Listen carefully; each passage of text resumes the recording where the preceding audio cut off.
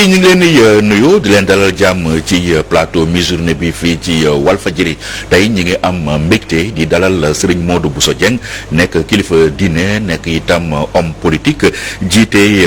nekk coordonnateur CIFAR di confédération internationale des familles religieuses Serigne Modou Bousso Dieng ñu ngi lay nuyu.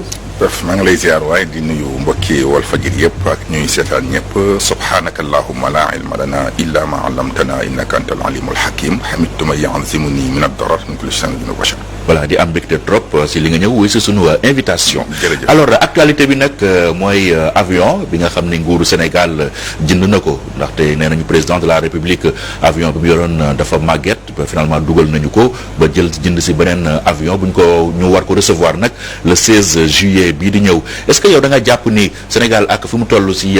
donc daraja ak nit ñi ni ñu respecté Sénégal njiitu réew Sénégal dafa war am avion wala boog da nga jàpp ni surtout contexte bi ak situation bi nu mu méttee waroon nañu ko sax même bu ñu ko xalaatoon bàyyi ko sax ba beneen yoon. waaw damay njëkk weddi benn amalgame bu ñuy def rek mooy Sénégal dafa souverain dañu war a am avion présidentiel ndax njiitu réew mi dañ ko war a sécuriser parce que ni Sénégal tollu avion président moomu ko fi la koy bàyyi mais dama ne. loolu dëgg la.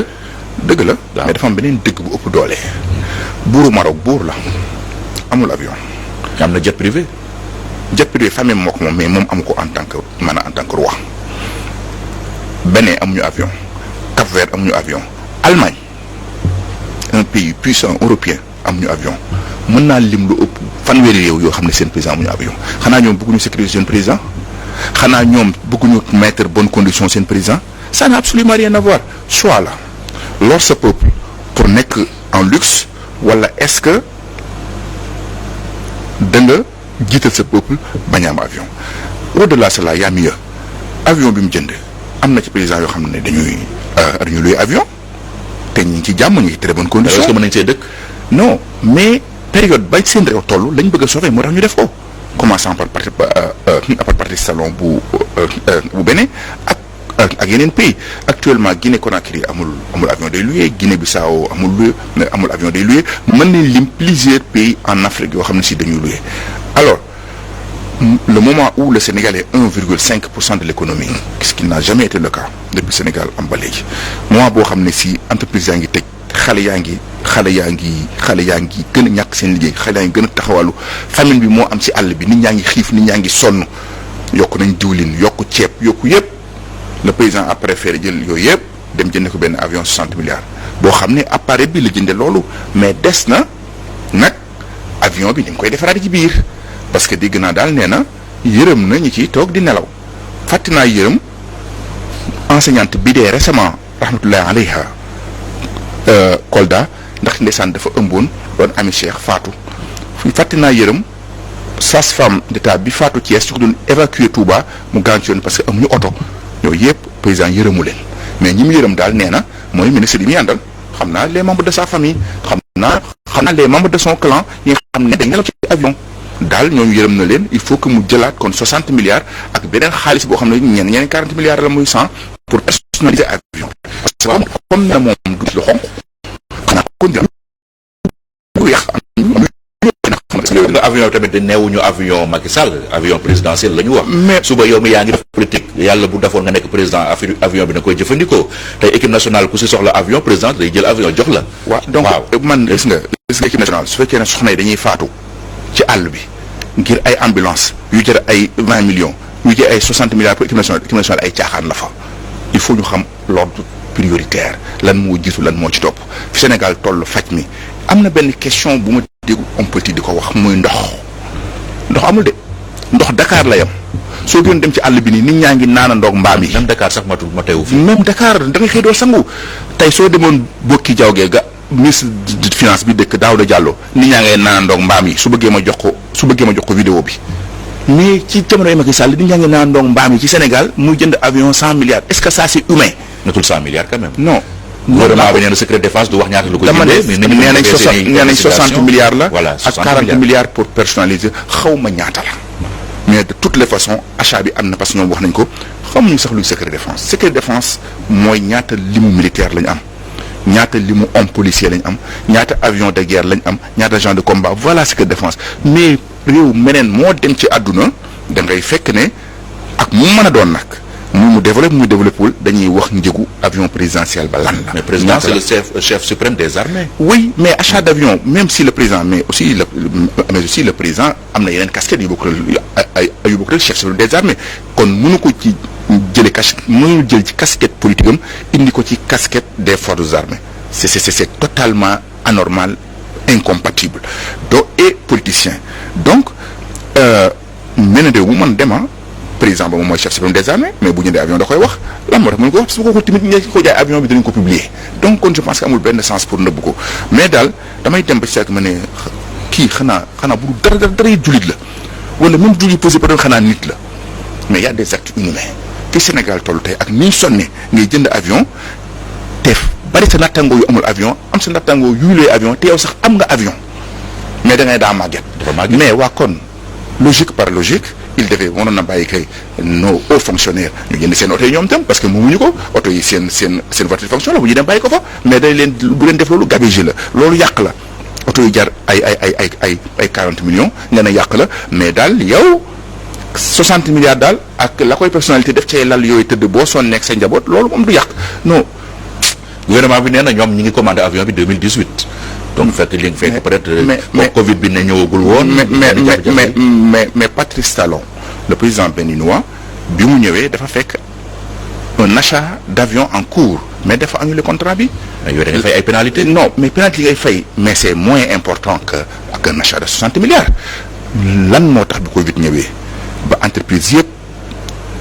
di dugal seen loxo ci doxin bi ku ne dox lan moo tee Macky Sall arrêté processus boobu mais dafa bàyyi mu ko nude et puis Macky Sall dem ba 3 ans dese ko fi muy xalaat ay jëndi avion lan moo ne ci boppam.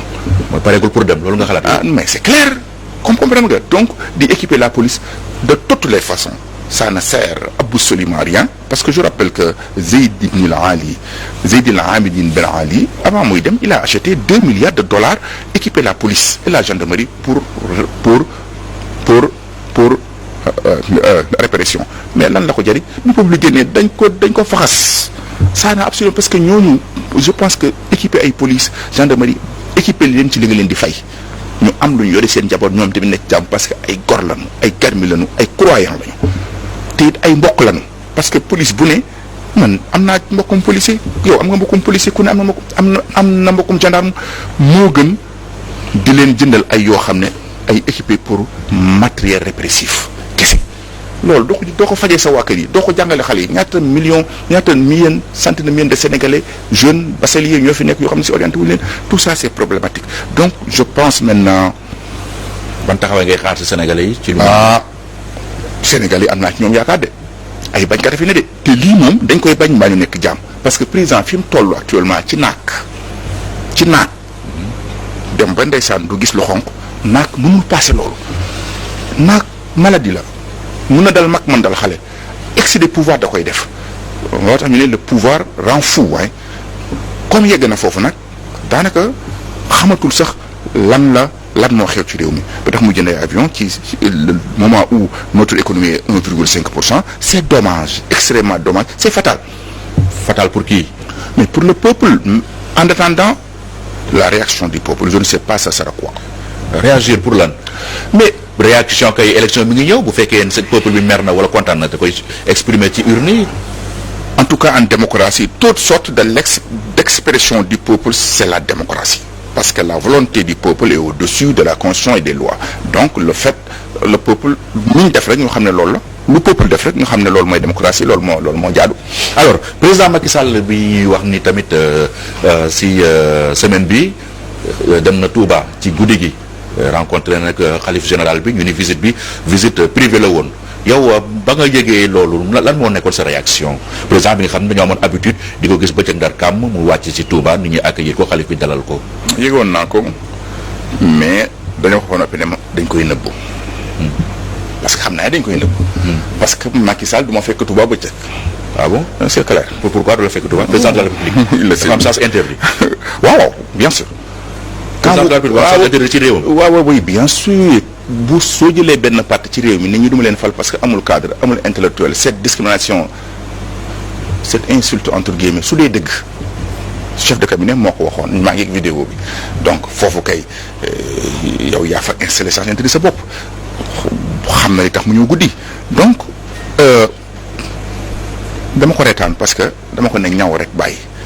ñemewul ñëw bëccëg ñemewul fanaan yëpp baax na mais su fekkee ne président dem na ba àgg foofu ci communauté cim réew je pense que c'est dommage mais mu jógee fa ci jàmm moo gën. dégg naa ci information ñu ne am na xalifa bu mag tudduma kenn nag. du ma porte-parole Touba waxuma ci Touba waxuma ci turu sëñ Touba waxuma ci turu kenn ku ñu Modou Bousso Dieng mii ma doon di chef de parti. dëkk Touba nag juddoo fa yaroo fa maag baay ak maam nee nañ ma xalifa bu mag nee na ko fi Sénégal tollu fii ak fi ñu tolloog yow fii bu njëkk dañ laa contrôle mais léegi daa mel dañ laa bañ fexee la tàggool ak ñoom ci jàmm. ah bon waaw Touba loolu la ñu wax Macky Sall. waxuma Touba de. ne ko bàyyil nguur gi nga dem néew ma la Touba de. ah ne kay wane xalif bu mag. xalif bu mag. xalif bu mag benn xalif bu mag moom Touba mooy xalif général. néew ma la Touba de tudduma Touba de man de tudduma Touba. parce que Touba laa dëkk te xam naa la xew Touba. balaa ëllëg ñu jël benn xale jox ko dara ne ko génnal wala sax ñu ne kilifa yow kat il faut génn weddi wala yooyu dama ne man j'informe le peuple. am na xalifa bu mag daal dégg naa boo xam ne nee na kilifa gi tàggool ak ñi ci jàmm léegi nag mu des son appréciation. parce que ki nga ko déggee kooku il est fiable. extrêmement fiable comme source. extrêmement fiable xam nga nag ku mu neex garder sa source defe naa waaw. voilà waaw kon daal li ñu mën a retenir daal mooy am na xalif bu mag bu demandé président Macky Sall. mu tàggu Sénégalais ci jàmm Sénégalais nga dem ci jàmm. lan moo nekkoon nee nañ sax da caa yokk ne ko parce que bu njëkk dañ la contrôle mais léegi moom daf mel dañ laa bañ. kon Touba dañoo convoqué Macky Sall daal pour ne ko bàyyil nguur. yaa ko wax de ceew laa ko dégg. man de waxuma loolu non dañu bëgg lu leer rek information kay dafay leer yow leeral ko man li ma wax foofu laa man yem mënu ma ko passé te damaa dégg fekkewu ma de damaa dégg waaye nag kam ko wax la ma daan wax dëgg la foofu laa ci yem waxuma nag ci turu Touba waaye ci turu kenn nag fekkewu ma audience bi fekkewaanu ma ko waaye wax nañ ma ko. te loolu moo nekkoon réaction président bañ ko waxee loolu. bon écoutez xam nga le président comme d'habitude xam nga xalif bi fi jóge woon ne woon na ko na bàyyi Karim Wade mais dafa lànkoon waxoon nañ ko na bàyyi parrainage bi dafa lànk moom bu ko arrangé da koy def waaye nag bu yëfi dëkk bi tàngee su xalif bi ne taxaw leen dina nangoo taxaw parce que boobu gone yi mais su fekkee ne nag dañ ko ne bàyyi bu xool arrangé wu ko il a l'habitude de refuser je ne sais pas quelle est sa réaction ne m'intéresse pas mais l'essentiel en est que le Sénégalais soit au courant que lii am na la ci des ñu xool ba xam l'avenir ce que l'avenir va nous montrer. alors beneen sujet bi mooy conflit bi am ci diggante Palestine ak Israël Sénégal vendredi bi passé amoon na benn sitting tamit bu amoon fële ca place de la nation mais ñu bëri dañoo jàpp ni nguur gi taxawaay bi mu ci am daal dafa nooy trop Sénégal ak position bi mu am ci OCI am ko également ci umma islamique bi waroon na gën a jël position bu claire en faveur des Palestiniens yow lan moo si sa point de vue. waaw dénoncé naa ko d'ailleurs ci plusieurs presse parce que. waxuma sax Sénégal moo yor secrétaire général OCI waxuma Sénégal moo représenté Palestine toujours autorité palestinienne mais même Senghor mi nekkul jullit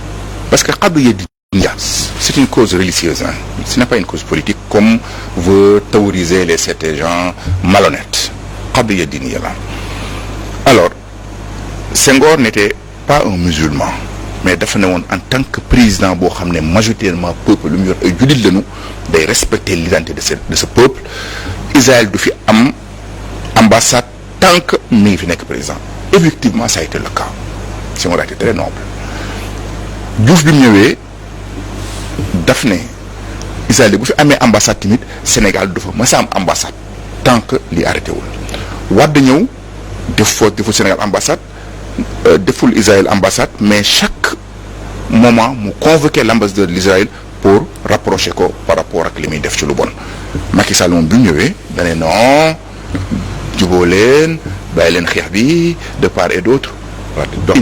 une position de connivence est-ce que di nga fekk nit ku nangu kër jàmbur nangu soxnaam rendi ay doom nga ñëw naan non juboo leen quand même ñëpp ko jéppi Sénégalais yëpp ils sont heurtés parce que mon position boobu c'est une position personnelle qui engage l'État du Sénégal. Non, oui, qu'il a transformé la position du peuple et il sait lui-même bien que ce n'est pas le cas xam na bu baax que du noonu xam na ne Sénégalais yi nekkuñu foofu parce que manifestation bi wane na ko d'ailleurs le peuple a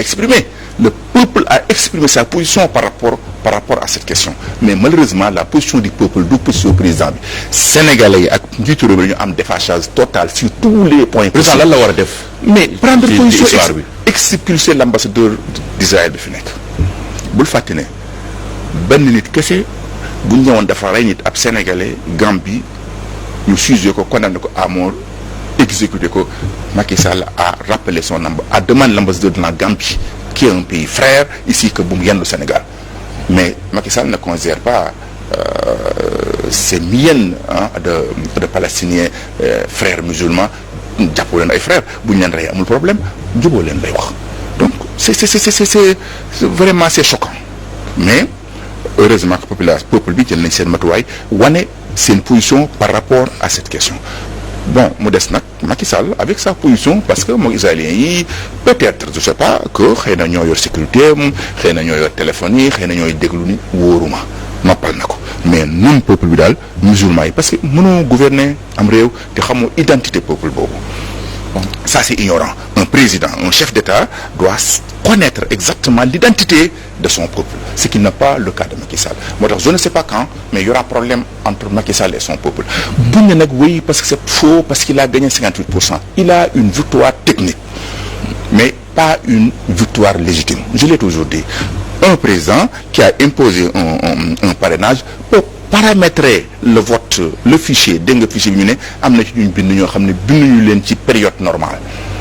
ñooñu est-ce que ñooñu s'ils sont considérés comme des votants mais ñooñu ban légitimité nga am na ci ñoo xam ne si 500 000 yoo xam ne gisuñu leen ñooñu s'ils sont votés ban légitimité nga am waxuma ko de ñi doon seet ñoo ko wax sans compter des centaines de millions de personnes à Touba qui devaient s'inscrire mais mu indi benn commission de disons ne leen 100 personnes ngeen di bind par jour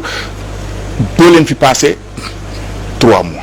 20 commissions kese nga xam ne exactement nombre bi voté Touba nuñ toll. xam na Matam zone yi nga xam ne da koy gagné boo xoolee inscription wax nañ ko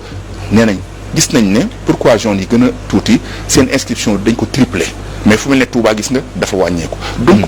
ko président bu mu neex loolu Ousmane Tanor Dieng rahmatullah disait que président bu mu neex te bëggoo dem fa nga nekk mën nga fa bañ jóg peut-être que par la force mais chaque fois qu'il y a élection nga paramétrer le fichier paramétrer le vote en question. léegi oui. waaw pour ñu dellu si waat un peu rek ci conflit Israël ak Palestine bi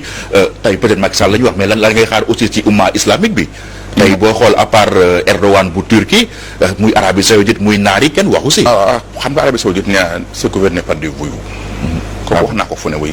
Mohammed Ben Salman moo fa nekk c'est un juif moo tax bu ñu amee référé ci Arabie Saoudite damay rek xam ne ay ignorants ñoo koy wax c'est un juif kooku def na ziyaaraat sirriya kasira adida yoo xam def na ko Tel Aviv donc day def ay visites secrets yu bari ci Israël di discuter ak ñoom même il voulait que l'Israël attaque l'Iran un autre république sœur islamique donc kooku leer na position naar yi moom yàpp guñ leen yàpp ak bon guñ bon moo tax tey noon bi def leen nii mais su fekkoon ne jullit yëpp booloo nañ li leen yàlla ma ñu boole ko wa a'iddu lahum mastata'tum min quwwatin wa min ribatil khayl turhibuna bi aduwwillahi wa aduwwikum kon kenn waxtu ko kon ba tey yëf yi jeex na mais malheureusement nag defuñu ko parce que Israël même am ambassade dans une république islamique kenn mënu ko dégg am relation Israël ba fay dem kenn mënu ko dégg parce que la tajidanna ashadda an-naasi adaawatan lillaziina aamanuu al-yahuud wallaziina ashrakuu ñii juifs yi suñu borom moo ne ñii noonu biri la ñuy doon éternellement donc kon tout pays musulman doit les considérer comme des ennemis bon Macky Sall mën na ne sax moom il a une république laïque mais il a un peuple majoritairement musulman bon allons voir. alors beneen sujet bu nga xam ne tamit tax na ba nit ñi wàccoon ci mbedd mi mooy wàllum homosexualité bi góor jigéen ñuy demander pour ñu criminaliser ko maanaam ku ko def ñu àtte la comme ni ñuy àttee ku rey nit Sénégal nag gis nañu président de la République position yi mu si jël yëpp ci kanamu Obama ci kanamu premier ministre bu Canada dem ci plateau télévision ca France également ne Sénégal fi mu nekk parewuñu ngir légaliser homosexualité mais loolu dafa mel ni doyu leen yéen ñi signé pétition bi pour ñu criminaliser ngóor jigéen wala déet. woowooy damay njëkk féliciter président Sall je l'ai félicité ci loolu refélicité chaque fois sax ma def ko boo ko daan def ñoo ne kii mbaadu daal gis ak sa waay ci biti mbaadu bon mais xam nga man ñeme naa position impopulaire y a pas de souci loolu rafet na bëgg nañ ko lu baax la mais doyul c'est pas suffisant parce que vu li mu gis barki démb ci ay manifestants ak position boobu juste bis bi kese su fekkee ne assemblée fi nekk assemblée sénégalais yi la su fekkee ne assemblée buy def ay lois yu refléter choix du peuple la ak la réalité de la société kon ci bis bi la ñuy woo réunion d'urgence pour élaborer cette loi def maanaam criminaliser c'est homosexuel mais su fekkee ne ñemewu ko naan ay du fi am baax na mais il faut aller plus loin parce que lii mooy position peuple bi su ko deful nag dama ragal peuple bi dem jëlal seen responsabilité fu ñu fekk ak homosexuel ñu exécuté ko jàll. c'est tout voilà loolu garaaw na li ngay wax nii. mais garaawul justice populaire justice privée. mais loolu baaxul loolu day tas réew. mais bépp pays boo xam ne si lañ bëgg seen gouvernement yi dañ ko refusé def dañ koy def. sauf que mosuñu gis góor jigéen ci mbedd mi góor jigéen ñi bu ñuy def seen li ñuy def. dañuy làqatu waaw peut-être en dehors de quelques cas isolés. fekk nañ leen ci. ay cimetières ci ay oto ci ay cimetières ci maanaam ci grande mosquée de Dakar en plein acte selon ñi bind. si c'est ça c'est flagrant il faut les exécuter et puis passer c'est tout. alors ñu jeexalee élection locale yi datu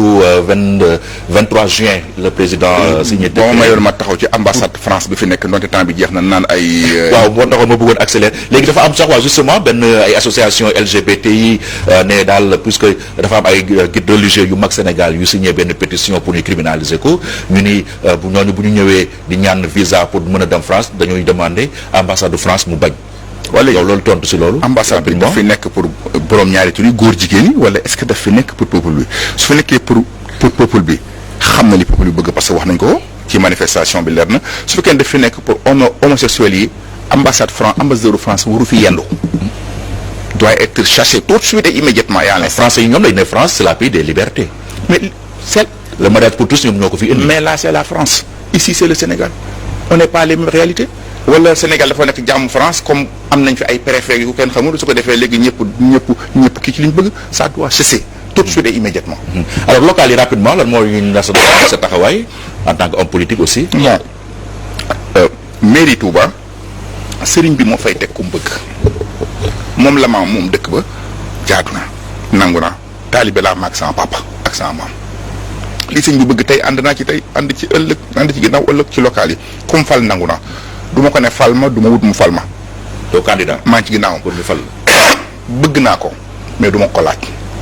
sama yar sama teggin daa tax mosuma politique sëñ bi mosuma jege sëñ bi ci politique mosuma ko demander dara ndeysaan li ma élage ma dikk ñaanaan man sëñ bi du ma ko laaj dara du ma ko wax dara du ma ko ci politique dara damay lu mu def baax na man foofu laa nekk lu ma sëñ bi wax rek nangu naa lu sëñ bi bëgg rek ma def ko donc kantaan nag conseil départemental bu Mbacké dama koy laajte. te dama koy gagner parce que man lañ bëgg amul Touba d'ailleurs un leader d'opinion à ma dimension à ma connaissance et le vote l'électorat actuel est déterminé par toujours l'opinion donc je suis une personnalité d'opinion je pense reconnue xam nañ nan laa mel Touba je pense que foofu dama koy imposer. ko si fas yéene àndal. Pastef wala. j'attends dans une large coalition opposition bi yëpp. parce que excusez-moi parce que boobu. mu ëpp doole te ñi ngi ciy waxtaan te am naa ci yaakaar Sonko je l'écarte pas parce que il n'était pas mon ami au début ñu ngi woon xam naa je n'ai jamais attendu que Sonko moom dinañ mas a ànd non jamais mais. Adji Sarr daal moo leen gën a dajale. Macky Sall moo ñu dajale. parce que pour taxawaay bi mu am ci Macky Sall pas ci Macky Sall mais ci réew mi parce que Macky Sall lañ bañ Macky Sall li mu def ci lu baax ñu ngi koy wax mais li mu def ci lu bon aussi ñu ngi koy wax te koo xam day fekk. Sénégal fi mu toll tey ngay jënd ay avion 60 milliards dëgg-dëgg Sonko mi ngi ci am taxawaay bu rafet di ci def la ca war loolu moo ñu boole tey ba ñu nekk ay xarit à partir d'une amitié nag tout est possible. voilà merci beaucoup. waaw mais jeex na ni yow. waaw jeex na le temps passe vite. jërëjëf Serigne Modou Bousso Dieng coordonnateur CIFAR confédération internationale des familles religieuses ngay yëngu aussi ci wàllum politique ñu ngi lay gërëm bu baax. avec plaisir merci cher ami. mbokk yi fii la ñu yem ak yéen ci invité mi-journée bi ñu ngeen di gërëm ci li ngeen ñu doon suivre di leen jox rendez-vous suba ak jàmm jërë ngeen jëf.